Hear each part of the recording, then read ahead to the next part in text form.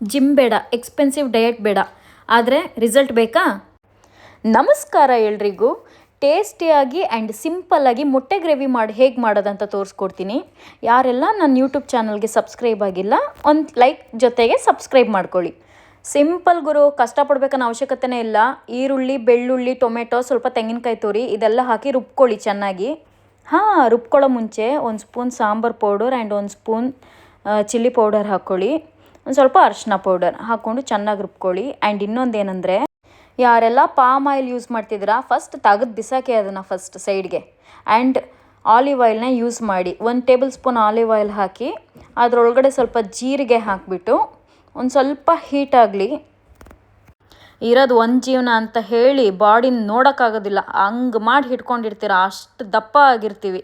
ಇದೆಲ್ಲ ಇನ್ಮೇಲೆ ತೆಗೆದು ಸೈಡಿಗೆ ಬಿಸಾಕಿ ನಮ್ಮ ಬಾಡಿ ಮೇಲೆ ಕಾನ್ಸಂಟ್ರೇಷನ್ ಮಾಡೋಣ. ಆ್ಯಂಡ್ ಇದು ಹೀಟ್ ಆಯಿತಾ, ಇದರಲ್ಲಿ ಒಂದು ಅರ್ಧ ಈರುಳ್ಳಿ ಕಟ್ ಮಾಡಿಬಿಟ್ಟು ಹಾಕಿ ಅದು ರೆಡ್ ಕಲರ್ ಬರೋ ತನಕ ಸ್ವಲ್ಪ ವೆಯ್ಟ್ ಮಾಡಿ. ಆ್ಯಂಡ್ ಅದರಲ್ಲಿ ಸ್ವಲ್ಪ ಜಾಸ್ತಿನೇ ಕರ್ಬೇವಿನ ಸೊಪ್ಪು ಹಾಕ್ಕೊಳ್ಳಿ, ಯಾಕಂದರೆ ಕರ್ಬೇವಿನ ಸೊಪ್ಪು ಕೂದಲಿಗೆ ಒಳ್ಳೆಯದಂತೆ ಅದಕ್ಕೆ. ಡಯಟಲ್ಲಿರೋರು ಹೆಲ್ದಿ ಡಯಟ್ ಜೊತೆ ಹೆಲ್ದಿ ಫುಡ್ ಜೊತೆಗೆ ಆ್ಯಂಡ್ 1 ಅವರ್ ಎಕ್ಸಸೈಸು ಇಲ್ಲಾಂದರೆ ವಾಕಿಂಗು ಮಾಡಲೇಬೇಕು. ಇದನ್ನು ಮಾತ್ರ ಸ್ಕಿಪ್ ಮಾಡೋಕ್ಕೆ ಹೋಗಬೇಡಿ, ಯಾಕಂದರೆ ಇದು ತುಂಬಾ ಇಂಪಾರ್ಟೆಂಟ್. ಇದು ಮಾಡಿದ್ರೆ ಮಾತ್ರ ನಿಮ್ಮ ಬಾಡೀಲಿ ಒಂದು ಚೇಂಜಸ್ ಕಾಣೋಕ್ಕೆ ಸಾಧ್ಯ. ಆ್ಯಂಡ್ ಬರೀ ಇದು ಡಯಟ್ ಫುಡ್ಡೇ ತಿಂತಾಯಿದ್ರೆ, ಹೆಲ್ದಿ ಫುಡ್ಡೇ ತಿಂತಾಯಿದ್ರೆ ಅದು ತುಂಬ ಲೇಟಾಗಿ ರಿಸಲ್ಟ್ ಕೊಡುತ್ತೆ. ಇದ್ರ ಜೊತೆಗೆ ವಾಕಿಂಗ್ ಸ್ಟಾರ್ಟ್ ಮಾಡ್ಕೊಳ್ಳಿ, ಅದು ನಮಗೆ ತುಂಬಾ ಹೆಲ್ಪ್ ಆಗುತ್ತೆ. ಫೈನಲಿ ನಾನು ವೆಯ್ಟ್ ಲಾಸ್ ಮಾಡಬೇಕಂತ ಡಿಸೈಡ್ ಮಾಡಿಬಿಟ್ಟಿದ್ದೀನಿ. ಏನೇ ಅಡೆತಡೆ ಬಂದ್ರೂ ಯಾವುದನ್ನು ತಲೆಗೆ ಹಾಕ್ಕೊಳ್ಳಲ್ಲ ಇನ್ಮೇಲೆ. ಈರುಳ್ಳಿ ಕನ್ನಡಿ ಪದ ಬಂದಿದೆ. ಈ ಟೈಮಲ್ಲಿ ರುಬ್ಬಿಟ್ಕೊಂಡಿರೋ ಮಸಾಲೆ ಹಾಕಿ ಸ್ವಲ್ಪ ನೀರು ಹಾಕಿಬಿಟ್ಟು ಚೆನ್ನಾಗಿ ಹಸಿ ವಾಸನೆ ಎಲ್ಲ ಹೋಗೋ ಅಷ್ಟು ಬಿಸಿ ಮಾಡ್ಕೊಳ್ಳಿ ಸಾಂಬಾರನ್ನ. ಆ್ಯಂಡ್ ಇದು ಕುದಿಯೋಕ್ಕೆ ಸ್ಟಾರ್ಟ್ ಆಗಿದ ತಕ್ಷಣ 1 ಸ್ಪೂನ್ ಉಪ್ಪು ಹಾಕಿ. ಆ್ಯಂಡ್ ಜಾಸ್ತಿ ಹಾಕ್ಕೊಳ್ಳೋಕೆ ಹೋಗಬೇಡಿ, ಟೇಸ್ಟಿಗೆ ತಕ್ಕಂತೆ ನೀವೆಷ್ಟು ಮಾಡ್ತಿದ್ದೀರಾ ಅದ್ರ ಮೇಲೆ ನೋಡಿ ಉಪ್ಪು ಹಾಕ್ಕೊಳ್ಳಿ. ಇವಾಗ ಅದ್ರ ಸೈಡ್ ಹೋಗೋದು ಬೇಡ, ಚೆನ್ನಾಗಿ ಒಂದು 5 ನಿಮಿಷ ಚೆನ್ನಾಗಿ ಕುದ್ದು ಹಸಿ ಸ್ಮೆಲ್ಲೆಲ್ಲ ಹೋಗಲಿ. ಆಮೇಲೆ ಬಂದು ಪ್ಲ್ಯಾನ್ ಬಿ ಸ್ಟಾರ್ಟ್ ಮಾಡೋಣ. ನಿಮ್ಮ ಹತ್ರ ಚಿಕನ್ ಮಸಾಲೆ ಏನಾದರೂ ಇದ್ದರೆ 1 ಸ್ಪೂನ್ ಹಾಕಿ, ಯಾಕಂದರೆ ಇದೇನೋ ಒಂಥರ ಟೇಸ್ಟ್ ಕೊಡುತ್ತೆ. ತುಂಬಾ ಚೆನ್ನಾಗಿರುತ್ತೆ, ತುಂಬಾ ಟೇಸ್ಟಾಗಿರುತ್ತೆ. ಯಾಕಂದರೆ ಇದರಲ್ಲಿ ಆಲ್ರೆಡಿ ನಾವು ಸಾಂಬಾರು ಪೌಡರ್ ಹಾಕಿದ್ದೀವಿ.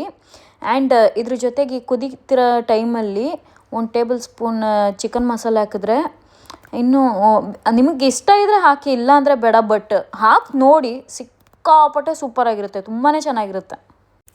ಓಕೆ, ಹಸಿ ಸ್ಮೆಲ್ಲೆಲ್ಲ ಹೋಗಿದೆ. ಈ ಟೈಮಲ್ಲಿ ನೀವು ಮೊಟ್ಟೆ ಹೊಡೆದ್ಬಿಟ್ಟು ಸ್ಪ್ರೆಡ್ ಆಗದೆ ಇರೋಂಗೆ ಹಾಕ್ಕೊಳ್ಳಿ.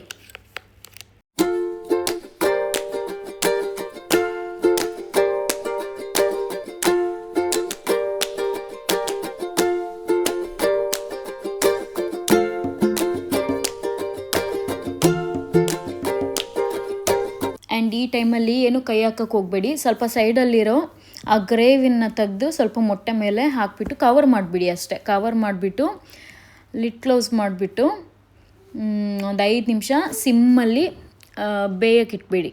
ತುಂಬ ಜಾಸ್ತಿ ಮಾಡಿಬಿಡ್ಬೇಡಿ ಫ್ಲೇಮು. 5 ನಿಮಿಷ ಮೀಡಿಯಮ್ ಫ್ಲೇಮಲ್ಲಿ ಬಿಟ್ಟು ಲಿಡ್ ಕ್ಲೋಸ್ ಮಾಡಿಬಿಡಿ. ಆಮೇಲೆ ಇನ್ನೇನು, ಬಿಸಿ ಬಿಸಿ ಅನ್ನದ ಮೇಲೆ 1-2 ಪೀಸ್ ಹಾಕ್ಕೊಂಡು ಬಾರ್ಸಕ್ಕೆ ಸ್ಟಾರ್ಟ್ ಮಾಡಿದ್ರೆ ಅಮೃತ. ಅಷ್ಟು ಟೇಸ್ಟ್ ಇರುತ್ತೆ. ಟ್ರೈ ಮಾಡಿ. ಬ್ಯಾಚುಲರ್ಸ್ ಯಾರೆಲ್ಲ ಇದ್ದೀರಾ, ಕಷ್ಟಪಡೋ ಅವಶ್ಯಕತೆನೇ ಇಲ್ಲ. ಆ ಸ್ಮೆಲ್ ನೀವು ಕ್ಲೋಸ್ ಮಾಡಿ ಅದು ಓಪನ್ ಮಾಡಿದಾಗ ಒಂದು ಸ್ಮೆಲ್ ಬರುತ್ತಲ್ಲ, ಅವಾಗಲೇ ಅರ್ಧಕ್ಕರ್ಧ ಹೊಟ್ಟೆ ತುಂಬೋಗುತ್ತೆ. ಅಷ್ಟು ಸ್ಮೆಲ್ ನೀವು ಕಂಟ್ರೋಲೇ ಮಾಡೋಕ್ಕಾಗಲ್ಲ. ನೆಕ್ಸ್ಟ್ ಅಷ್ಟು ಸ್ಮೆಲ್ ಇರುತ್ತೆ, ಅಷ್ಟು ಚೆನ್ನಾಗಿರುತ್ತೆ. ಟೇಸ್ಟ್ ಮಾಡಿ ಕಮೆಂಟಲ್ಲಿ ಹೇಳಿ.